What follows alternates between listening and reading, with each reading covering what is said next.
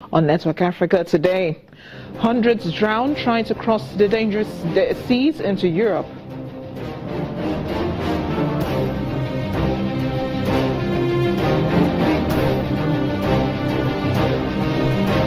The Gupta family in South Africa deny meeting with a top politician in the country who said he was offered bribe.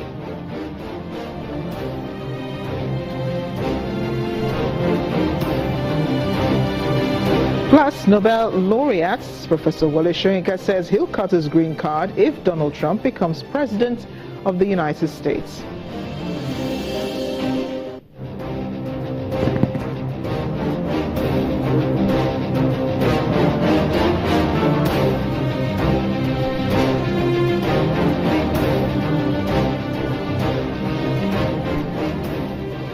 Welcome to the program, everyone. I am Amarachi Upani. The dangerous journey to Europe by sea continues to claim more lives as 239 migrants are said to have drowned when their boat capsized just off the coast of Libya. The International Organization for Migration says more than 4,000 people have died trying to make the journey into Europe. And this comes as the United Nations has warned that 2016 is the deadliest year for migrants making the journey. Many of those killed in the latest incidents at sea are believed to be from West Africa. Leaders in Europe are working towards relocating those who have already landed on the continent and are trying to discourage many others considering making the journey. They also want leaders of African countries to discourage citizens from making this sort of travel. Among those who have drowned trying to get to Europe illegally by sea is 19-year-old Gambian female goalkeeper Fatima Jawara. She was on a boat that reportedly ran into trouble last month while crossing from Libya to Europe. Her death was confirmed by her family.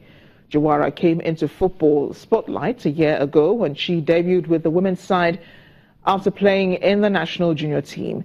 President of the Gambian Football Association, Kaba Bajo, says Jawara will be remembered for saving a penalty kick in a friendly encounter involving the national soccer team and the Glasgow Girls from Scotland. Let's head to South Africa now, where the Gupta family, which has been in the news recently for their alleged involvement in the government, has been making headlines, as is contained in the report released yesterday. The wealthy family has denied meeting with Deputy Finance Minister Mcebisi Jonas and offering him a bribe to accept a promotion.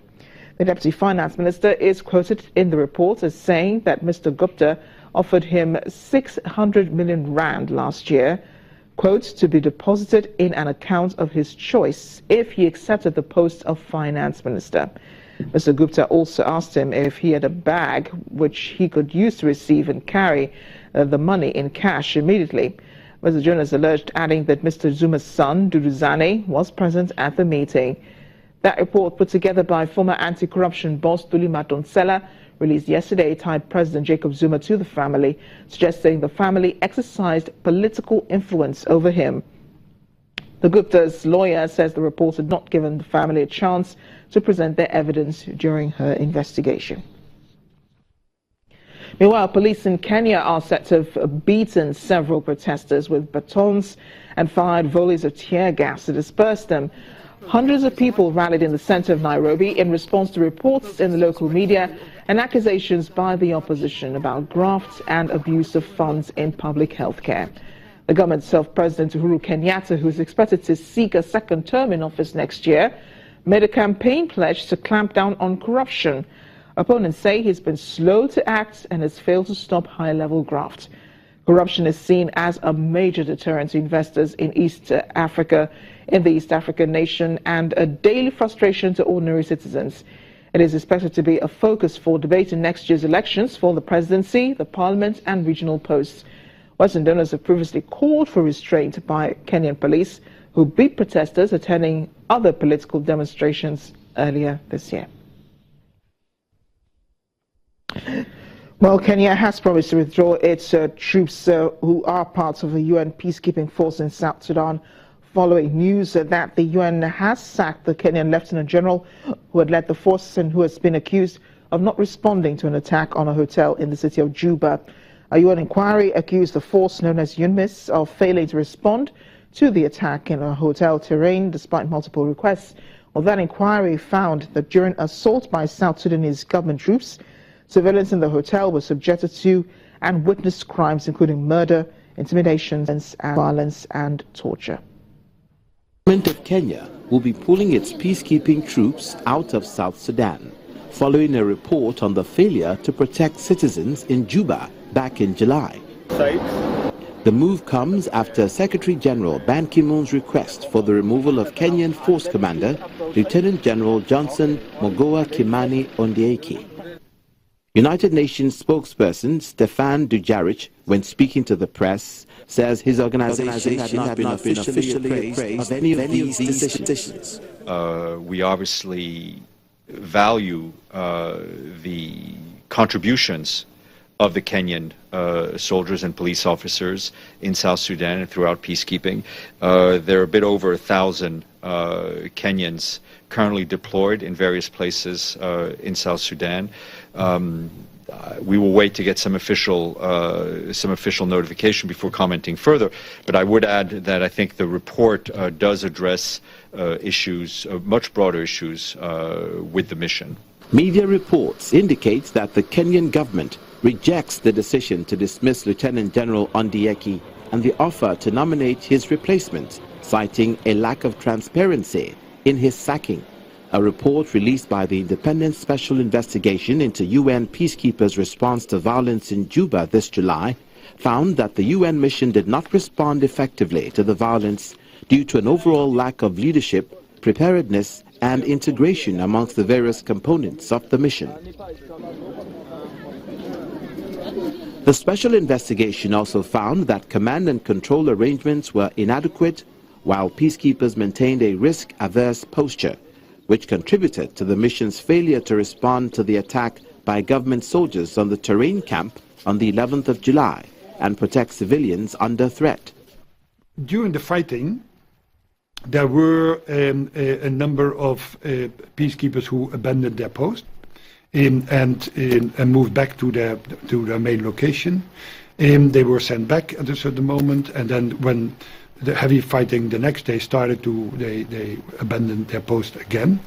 During the 3 days of fighting, according to some conservative estimates, at least 73 people were killed, including more than 20 internally displaced persons in the POC sites.